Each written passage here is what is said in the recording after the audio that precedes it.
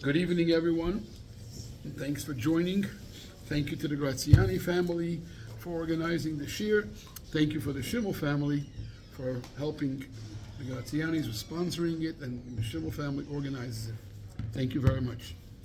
So we're going to go through the Tzemach Tzedek, the tremendous war that he had against the Maskilim, the Reform or Enlightenment movement that started in the days of the Baal Shem Tov even, and then in the days of the Alter Rebbe, and in the days of Tzemach Tzedek. Unfortunately, these Maskilim, these frightening Reform Jews who wanted to abolish anything holy among the Yidden in Yiddishkeit, they became very powerful. I don't know about successful, but very powerful. The Yidden in Russia fought them off tooth and nail, but they did unfortunately do a lot of damage in Yiddishkeit. One of the main people in those days that fought against Frume Yidden, against Orthodoxy, and against the Torah mitzvahs, was a man called Dr. Max Lilienthal. It's very interesting, a lot of people don't know that, but this Dr. Max Lilienthal's father was Binyamin. And Binyamin's father's name was Shimon. This Shimon, we mentioned in a story how the Alter Rebbe uncovered him. He was one of the early Maskilim. You ever know that? One of the early Maskilim, this Shimon, called Shimon HaKofer, that worked in Vilna and caused terrible damage by pulling away a lot of young students and bringing them to their schools of the Maskilim, where some of them unfortunately not just became not religious and big apikursim, but some of them unfortunately converted and became actual Christians over time. This Dr. Max Lilienthal himself was a very powerful person. He made a lot of trouble for Yidden in Russia and Tzemach Tzedek, and he became the main powerhouse of the Maskilim in Eastern Europe, meaning Russia and so on and so forth. In the end, he had to run away from Russia. Fugitive. He became, what happened was, some say it seems like he stole money, he misappropriated funds. The question is Government funds. So the question is who was after him, the government or the Maskilim themselves? But whatever the case is, he took off, came to America, to New York, was a rabbi in a shul in New York for a few years, Anshe Chesed, and from there he moved to Cincinnati, where he became a rabbi for quite a few years. And he started the Reform movement in Cincinnati, and the Hebrew Union College, which is infamous in America as the source or the power of the Reform movement here in America, and later on also the conservative and constructionist, but it all came from him. He did a lot of damage by constantly informing the government against the Orthodox Jewish people. And he and his friends, there was quite a few of them, and they were all powerful people. A lot of them were very wealthy. And what they did was they went to the ministers in the Russian government, the biggest Jew haters. Not all the ministers were Jew haters. They went specifically to the anti-Semites to inform against the Jewish people, hoping that this way they're going to get power. They're going to get recognized by the government for helping out the government against the Jewish people. And this way they'll be able to rip away some Jewish people from Yiddishkeit. So they did some very, very frightening moves, evil, cruel, like very evil things that they did, pure evil. We're going to go now a little bit and try to see what happened. The Tzemach Tzedek, they became Rebbe, and even before that, he was very involved in communal affairs of the Jewish people. The Tzemach Tzedek was trying to help Yidden on all fronts. The big thing that the Tzemach Tzedek fought for 12 years, besides fighting the Haskalah movement, was he actually had to fight the government, who were hell-bent on grabbing Jewish children away from their families and trying to convert them to the Christian Orthodoxy from the Russian government. The Tsar was a big Jew hater, and he had one goal in mind. He was like a crazy extremist in his religion. He wanted actually not just the Jews, he wanted every religion in Russia should cease to exist, and everybody should become the religion that he follows. And the Jews especially, and that's why the Cantonist system started, where they grabbed Jewish children away from their families and inducted them in the army for 20 to 25 years without any mercy. How many Jewish families cried for help? How many Jewish mothers and fathers tore kriya and went to and cried daily and prayed to the Eibishter that their children should come back, Jewish people, Jewish children, and so on and so forth. The Tzemach Tzedek worked very hard on fighting the government and saving as many Jewish children as he can. And he was very organized, Tzemach Tzedek. Everything he did was very secretive, so nobody knows what's going on. Otherwise, there's no chance for him to fight the government. He set up a committee of older Hasidim who ran everything for him. But everything was asked by the Tzemach Tzedek, and everything was guided by the Tzemach Tzedek. But the people in Russia, Jewish people, and even Lubavitch Chassidim, did not know at all that the Tzemach Tzedek is involved. The committee of Chassidim were the older Chassidim already from the days of the Alter Rebbe. One was a Moshe Meisel from Vilna, another was a Baruch Mordechai of Babruisk, another was a Yitzchak Isaac of Hamil, and another was a Hillel Paritcher, he's one of the most famous, and the next one is a Peretz Chaim of Beshinkovich. They made all the decisions, but it was all guided privately, secretly by the Tzemach Tzedek. The Tzemach Tzedek helped Yidden in all fields. One of the things the Yidden were suffering in those days was poverty, and the Russian government restricting the Jewish movement. You can't go to this city, you can't go to this village. Jewish people were restricted from going to almost anywhere. So already from the Mittler Rebbe's days, they set up, with the help of the Mittler Rebbe, certain Jewish settlements, which the Russian government didn't care, and the Jewish people were doing very well. They went into farming, Shedrin, Kherson.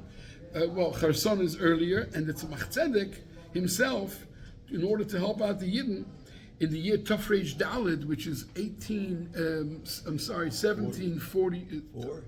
1844. The Tzemach Tzedek went. He got help from some people, and he bought a huge forest from a Poritz, a landowner called Shedrinov. This is most probably why they named the settlement Shedrin. And this is in the county of Minsk. And the Tzemach Tzedek literally caused the Yidden to say, he did it, but he got a lot of Yidden involved to set up a big settlement called Shedrin. And over there, they took a lot of this forest. They made houses there. They took they got wooden beams or whatever it is to build the houses, and they planted and they grew stuff and they sold stuff.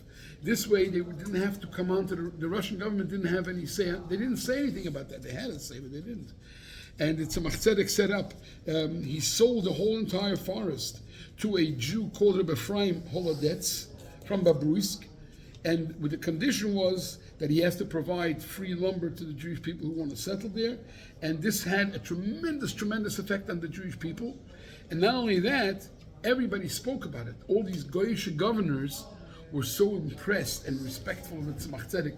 But this happened after. The story I'm going to tell now, it's going to be a long one, is about the famous conference of rabbis in the year 1843. This is a year before the Tzemach Tzedek bought that forest. But already, even in the 1843, and before that, the Tzemach Tzedek and the Lubavitcher Rebbeim before him were very respected by many government officials.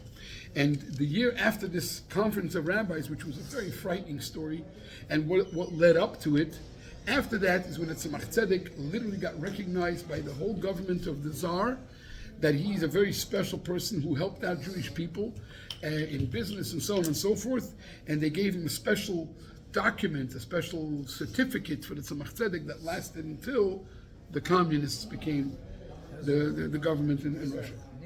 Ezrach Nichbed Lederesev, a very honored citizen for all generations. That was the certificate. Now, the Tzemach Tzedek did everything for the Yidden, trying to save Cantonists, trying to save soldiers. He had a three-pronged battle about these soldiers. One was to try and save the children, like kidnap them back and bring them back to Yiddishkeit before they even go to the army. The second thing was to to go and encourage the soldiers that are already in the army. He sent special Hasidim to encourage them to stick with their Yiddishkeit. And the third one was to try and stop it at its root. The government said so many and so many children have to go into the army. He tried to set up systems where they would exchange them for non-Jewish people who wanted to go to the army and stuff like that. Tzemach Tzedek worked on all fronts.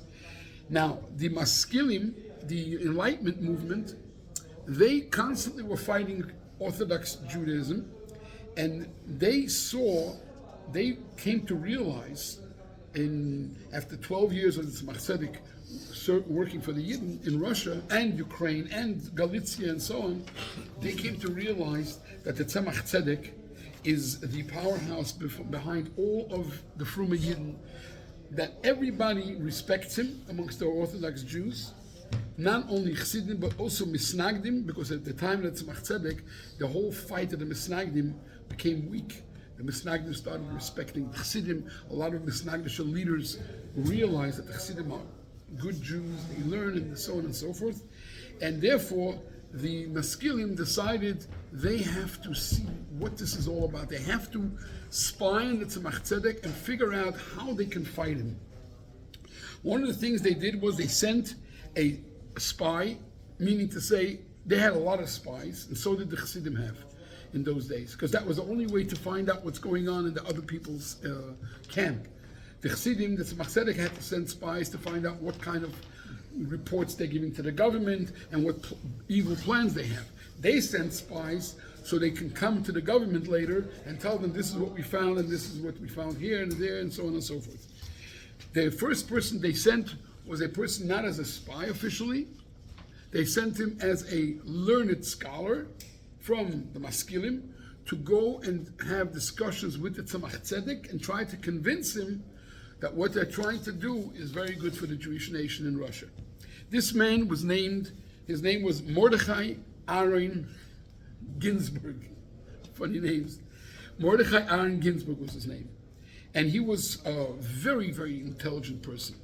And he came as a representative of the Maskilim to Lubavitch. He stayed in Lubavitch for 3 weeks. What he wanted was to get a meeting with the Tzemach Tzedek, and he got. Tzemach Tzedek spoke with him. It took him a while because there were so many guests. He couldn't go in right away to Tzemach Tzedek. That's why he stayed there for a few weeks. And he was a smart man, like I said, a writer. Everything by him was very, very organized. And he wrote it down. He wrote down all the ideas of the Haskalah movement, what they're trying to do. All the ideas that the Haskalah movement tried to do for the Jewish people. He presented it to the Tzemach Tzedek. All they're trying to do is make the Jewish people to be able to interact with the government, and they shouldn't be hated, and they should be modernized a little, and so on and so forth. They should learn more things. He came to the Tzemach Tzedek, and he had it all written down and organized. And the answers that Tzemach Tzedek gave him caused him to be to sit there with an open mouth and not have anything to answer. He couldn't. The expression was he couldn't find his legs and his hands, because he was so amazed with Tzemach Tzedek's powerful answers. The Tzemach Tzedek said to Maimorim while this Ginsburg was there in Lubavitch, and this Ginsburg understood Yiddish. These were people who all learned in yeshivas originally. Now they're Frei Nebuch, and he understood the Maimorim of the Tzemach Tzedek, which were intellectual Maimorim, and he was very into philosophy and intellectual stuff. When he came back to report to the Maskilim, a certain Chassid who was there in Vilna, I think, he was the son of Rameir Falls, said that this Mordechai Aaron Ginsburg said to the Maskilim in one of his presentations, the reports that he got from Lubavitch, he said, the Tzemach Tzedek's intellect makes ours look like stupid, foolish things. That's what he said. What we know is like stupid and foolish compared to the Tzemach Tzedek's intellect. Then another thing happened. We're not done with this Mordechai Aaron Ginsburg yet. No, just the opposite. He became worse, if anything. No, he didn't become worse, but another thing that happened was that the Maskilim in Eastern Europe, meaning the bloc in Russia and Ukraine and so on, invited a maskil. Most of the maskilim came from Germany. Germany is where they had their schools mostly set up, and they themselves would go to the universities in Germany. So they invited a maskil from Germany to come and become the leader or the rabbi sort of in Riga. And this was the one I told you before, Mr. Max Lilienthal. I don't know what his first name was. Was it Moshe? I'm not sure. His Hebrew name. Maximilian Lilienthal, yep. And when he came, what? Maximilian. When he came over to Riga, which means from Germany to closer to Russia, and he started seeing how the Yidden are so against the Maskilim and so on, he was a very terrible guy. And he started working with all the Maskilim on what they can do to stop the Tzemach Tzedek and so on. We'll soon see. One of the things he did, him and his friends, is first of all, they got the government to close down all Jewish printing presses. He had a three-point plan, this Lilienthal, him and his friends. I'm saying his name because he was like one of the main guys. One was to close down all the printing presses, so they can't print any more Hasidus books. That was the main goal. The second one was to destroy and burn all the Sfarim that they felt is not good for the Jewish people, which is, again, Hasidus. And the third thing was to get the government to support them, to force all Jewish children. You can't go to Cheder, you have to go to a school where they will teach you the Russian language. Once they have that in place, they will be able to direct everybody to where they want them to go. Once a kid doesn't learn just the Chumash and the Aleph Beis, that was Limudei Choil. That's what they wanted the kids to do. Slowly but surely, these maskilim started figuring out that the force behind all the Jewish people in Russia is the Tzemach Tzedek. We'll see how this happened. Well, give me a few minutes. The Lilienthal and another friend of his called Mandelstam, they started to inform the government against Jewish people. Not just regular, like something big. Anything they could find bad about Jewish people anywhere in Russia, they went around, they sent their people to visit Jewish people. What's the word against tax, when you avoid taxes? Tax evasion. Taking too much rebis, interest from people that they lend money to. Any nasty thing that they could find, and most of it was not even true, but the Jewish people were restricted. They had no choice sometimes. Anything they could find against the Jewish people. They hate the Christians. They make fun of the Christians. They rebel against the king. They started making these, they started informing the government on such a scale that daily, the Frierdiker Rebbe checked out a lot of these things in Petersburg. Today, you can find their archives and find all these documents that were written. It's 150 years already, and the Frierdiker Rebbe brings down all the numbers from the archives, what number record it is. They would have tens of complaints or hundreds of complaints daily in the government. This is anti-Semites, and these people kept on giving them, fire against the Jewish people. And it came to a point where there was a meeting once from the ministers of the Tsar, and they said that this is so bad what the Jewish people are doing. We have to do something to separate the Jews from all the Gentiles, make more restrictions, put on more taxes on them. Basically, almost getting to a pogrom, all because of these terrible people, these pure evil people. There was one organization or department in the Tsar's government that the Tsar set up with his ministers, which was called Department 3. Department 3, it was called. What was Department 3? It was a secret police to make sure that nobody rebels against the Tsar. That was the Department 3. This is where the reports against the Jewish people went. And we'll soon see some other things that went over there. Now, when Mordechai Aaron Ginsburg visited the Rebbe in Lubavitch, Tzemach Tzedek, when he left, he was so depressed, this Mordechai Aaron Ginsburg, he was in shock. He couldn't come to himself. Because what he saw was an empire. He saw how hundreds of Jewish Rabbonim and Gdolei Yisrael all ask advice from the Tzemach Tzedek in Halacha. Simple people come to him. And he was so upset, he decided to go for a trip. It took him 6 months to go for a trip as a spy all around Russia, White Russia, wherever it was, and check out the situation. He visited the greatest Chassidim, this guy Ginsburg, the Goyen Reb Isaac Homler, Reb Isaac Vitebsker, the Goyen Reb Hillel, the Chassid Reb Hillel, Paritch was probably, a certain Chassid called Reb Yehuda Batlin of Denneburg, Reb Peretz Chain in Neville, and he also visited large cities and small villages all over Vitebsk, Minsk, Chernigov, Poltava, Kherson. It took him a half a year, and every place he came, he acted as a different person. He did not want people to figure out that he's actually trying to find information. One place he would come as a guest and said that he's very weak, he's not well, and he needs to stay here for a few days to relax, to get back to his health. Another city he came as a teacher, looking for students to teach. Another one he came as a shatchen. Friedrich describes all the details as a matchmaker, and he said he's looking for a special he's looking for a special boy, who's a Ilui, a very good learner, a scholar, and once he finds the person, he's going to reveal who sent him here. Otherwise, everything he kept secretive. This Ginsburg was a very calm and calculated person, this Mr. Ginsburg. Everything that he checked out, he would go all the way to the root, to go all to the details, as they say. The same thing was by the Rebbe, and the same thing was by all the Chassidim and all the Yidden that he visited.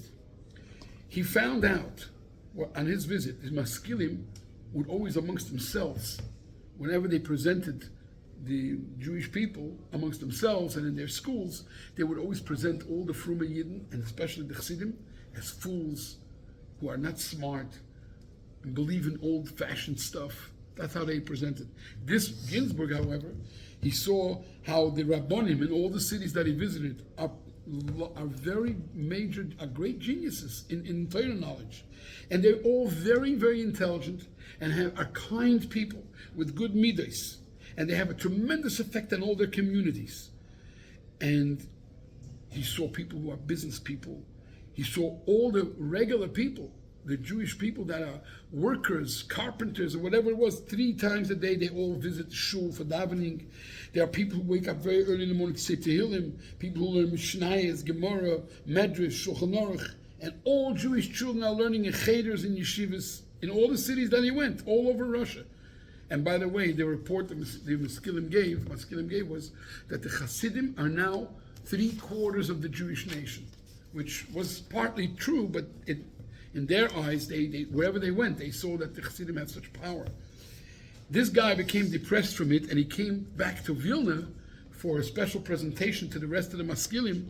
And what he said in his presentation was, he said these words, he says, and through my whole trip, this is one part of the tip of his report, in my whole trip of 6 months, he says, I have not found a certain village or kretschmer, like an inn, which is like one Jew living in a village, or little cities. I did not find a single place where Jewish people should not say every day Tehillim, and on Shabbos, every Shabbos, they said the whole Tehillim in the morning. I did not find a single village, he says, or city, where the ladies, the Jewish mothers, shouldn't say at least 2 or 3 stories about the Rebbe of Lubavitch, miracles like. And it never happened, he says, that even one woman who said a story from the Rebbe, before she mentioned the Rebbe's name, that they shouldn't, in other words, every woman, he says, that he met, who mentioned the Rebbe's name, would first wash her hands and wipe it on her apron or a towel, out of respect for the Rebbe. Every single place he went to, he says. And he says the people, the Hasidim, the followers of the Rebbe, and most Jews, will fulfill the Rebbe's words in fire and in water. Everything he says is 100% holy, and it's till Mesiras Nefesh. When he gave this report, this Lilantal, and all these other Maskilim decided that the power of all the Jewish people is only the Tzemach Tzedek, most of the Tzemach Tzedek. And therefore, we have to do 2 things, they said, 2 points they decided. Number 1, we have to inform bad reports to the government. All the rabbis, there were other rabbis there in Karlin, like in Ukraine, Galicia, which all was under the Russian rule. We have to give bad reports about all the rabbis, not only Lubavitch. And specifically, we have to make a report single-handedly against the Rebbe of Lubavitch. What will be the Rebbe's, the report against the Rebbe of Lubavitch? One, that he's collecting money for another country, and this is all with the intention of having, Turkey was the enemy of Russia, we're having them rebel and overthrow the Russian government. The second thing they're going to report about the Tzemach Tzedek is that he's totally against, he's opposed to the Jewish people serving in the army, and he sends messengers with kosher food and so on to the soldiers.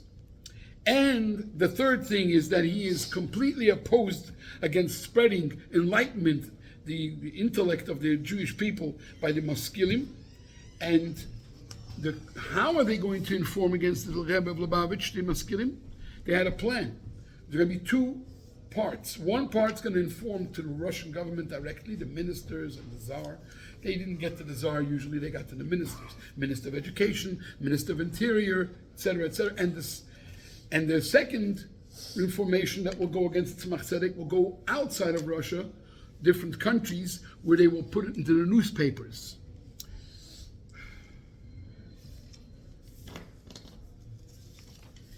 Now this Ginsburg, unfortunately, the Friedrich Eber writes this. One of the ways he found out a lot of stuff, what the Tzemach Tzedek does, so they can inform the government. One of the things that Tzemach Tzedek does is about the Cantonistim, which was all secretive. How did he find it out? When he visited the city of Vitebsk, it's a sad part in the story. He would, remember, he was like a spy. So everybody, accepted him. He acted like a regular Jew. He would go into the house of the Chassid of Isaac Vitebsker and his shul. Now this of Isaac Vitebsker had a son called Rabbi Shaya, who was a genius in Torah knowledge, in all the Sfarim. But at the same time, he was a ish shaita, says the Friedrich. He was a fool. He was not a smart person. He was very foolish. And what's the word? Like somebody who's, you can sell him on the Brooklyn Bridge. Gullible, very gullible. And he, unfortunately, because, he knew what's going on, because Isaac Vitebsker was one of the people, one of the great Chassidim Tzemach Tzedek involved in certain things. So he knew a lot of the stuff. And he spilled the beans to this Mordechai Aaron Ginsburg without realizing what he's doing. Unwittingly. So the Maskilim decided this is it. They have to do this. Let's see what they did next, these evil people. There was a certain person in Vilna who was a Maskil, a Jew. His name was Hirschel. And all the Yidden called him Hirschele Choshech, Hirschele darkness. Why? Because this person was such a lowlife, and such a two-faced lowlife, that he knew how to write very well. So he would write like government requests, what are they called, papers, I forgot what it's called. Grants and stuff like that, requests to the government in Polish and Russian. He knew how to write very well. He was an informer, and he was a mushchas hamidos, meaning to say he was a very, very bad masochist, very bad character, very bad person. Just it wasn't nice. And one of the maskilim of Vilna came to this Hirschele and told him, I will pay you some money if you can write up a beautiful report against the Lubavitcher Rebbe that we will send at you, and you send it out to 3 different places. He had also other friends, this Hirschele, and there's going to be 3 copies of this information against Tzemach Tzedek. One's going to go to the governor of Mohiliv, county of Mohiliv, the general governor of Vitebsk, and to the secret police of the Tsar, which is called Department 3. And he gave him 25 rubles. That was a lot of money in those days. And Hirschele, once he got the money, and he wrote up the reports against Tzemach Tzedek, he went straight to one of the Chassidim in Vilna and said, hey, if you pay me the right amount, I want to tell you some information that they're sending against Tzemach Tzedek. You understand what he's doing from both sides? So the Chassid gave him money. No, can you do me a favor and run over to the freezer and bring out my can of soda? Thank you so much. Should I wait for you?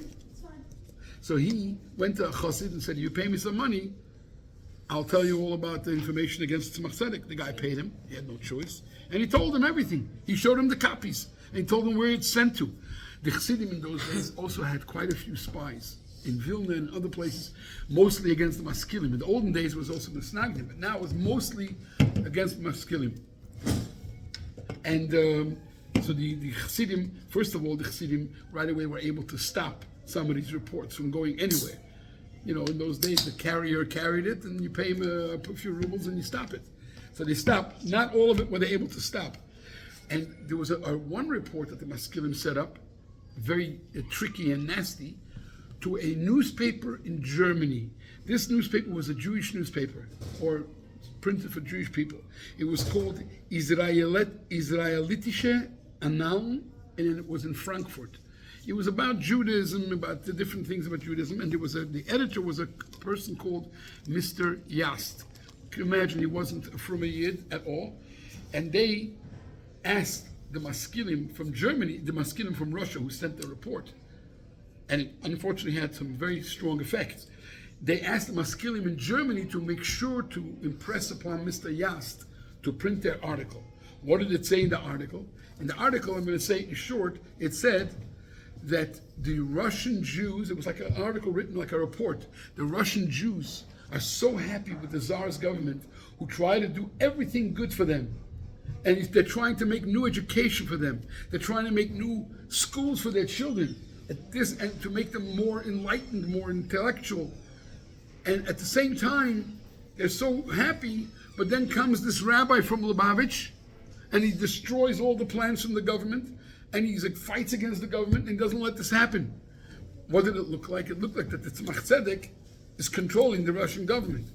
This newspaper was translated, and it came as a report to the Russian Minister of Education. And this guy was an anti-Semite. Uvarov was his name. Uvarov. You can find it all in Google, by the way. All these names you can find in Google.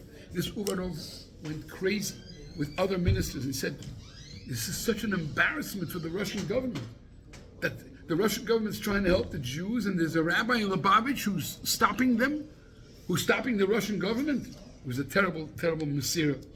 And at the same time, there was a certain police chief in the county that Lubavitch, the city of Lubavitch was in, a Polish anti-Semite, right? The joke used to be a Polish anti-Semite. He hates the Jews but can't remember why. Anyway, so this Polish anti-Semite police officer, what was his name? I forgot already. His name was Sovietsky.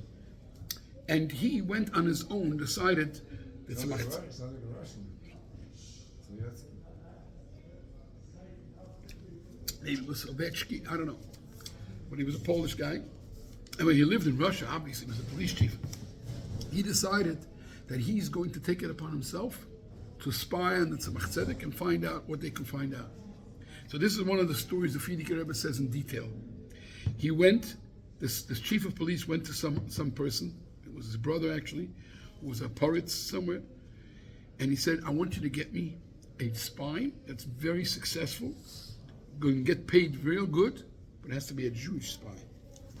And in the year Tuf Reish, which is 1840, in the month of Cheshvan, a family moved into the city of Lubavitch.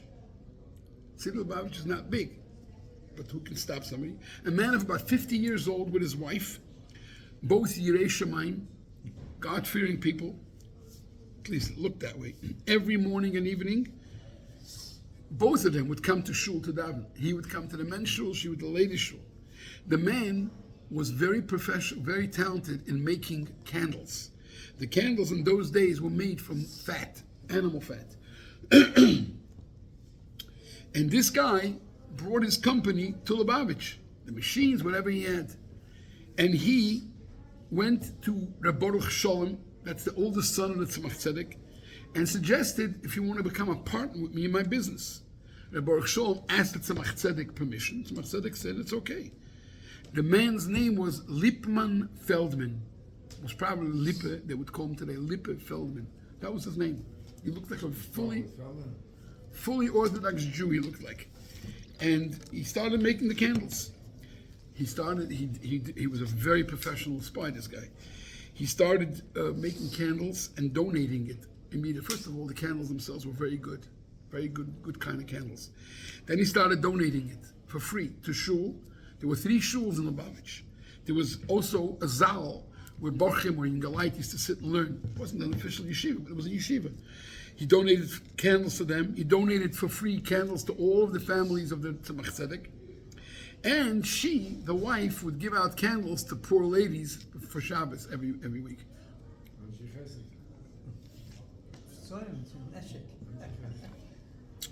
I just want to say, by the way, something horrible that the Meskilim wanted to do. One of the decrees they wanted to make, and almost did, was that all these Haskalah things to support their cheders, to support their evil work, by putting a tax on all Jewish families.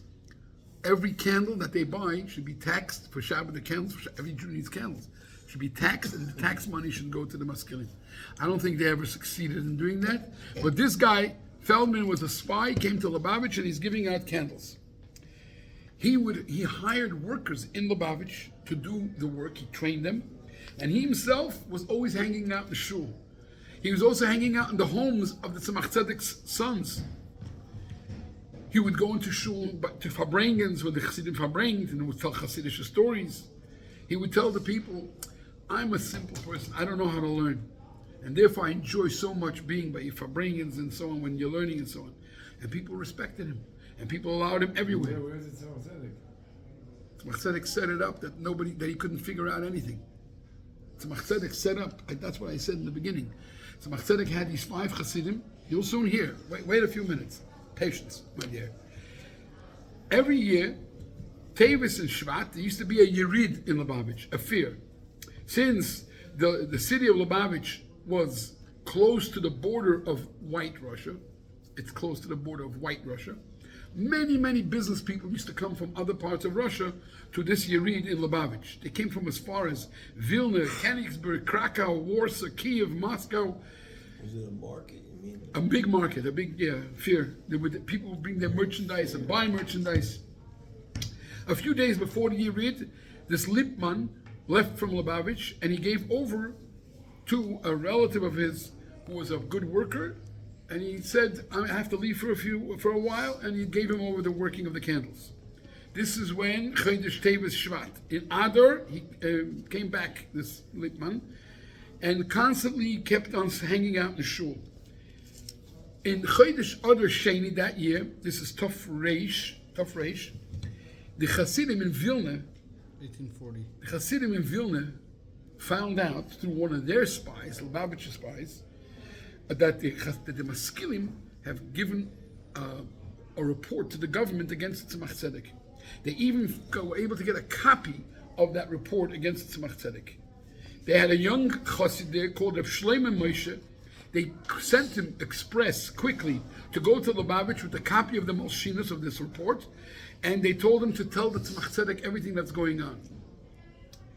When Rav Shlomo Moshe, the chassid, came to Lubavitch, he happened to find that 2 great chassidim, Reb Yitzchak Isaac of Hamel and Reb Baruch Mordechai of Babruisk, are in shul in Lubavitch, and they're sitting in Farbrengen in the home of Reb Zalman Beshes. Now, this situation of Shlomo Moshe, the report that he has to give, was very urgent.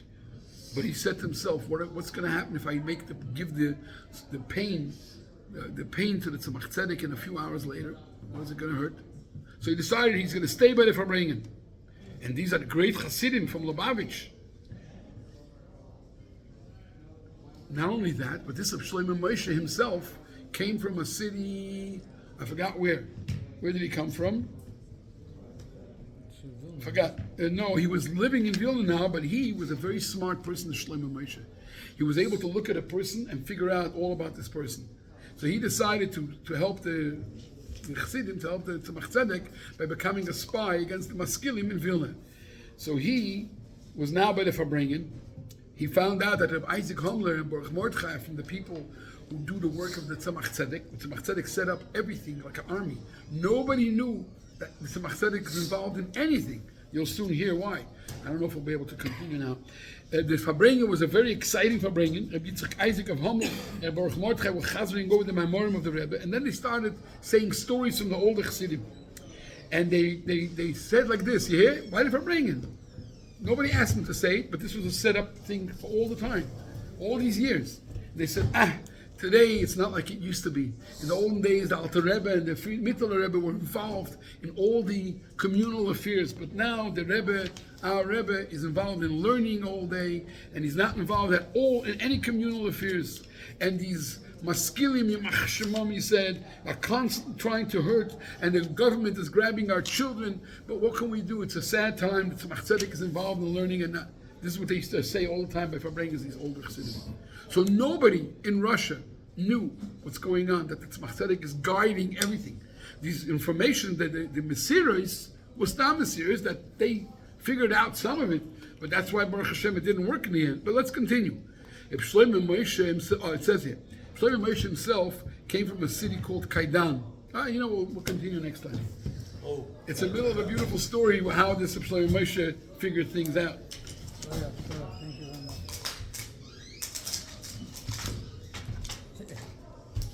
How did it feel to have the time to go in? Oh, the Frierdiker Rebbe did all of this. He did us a big favor. Take out all the...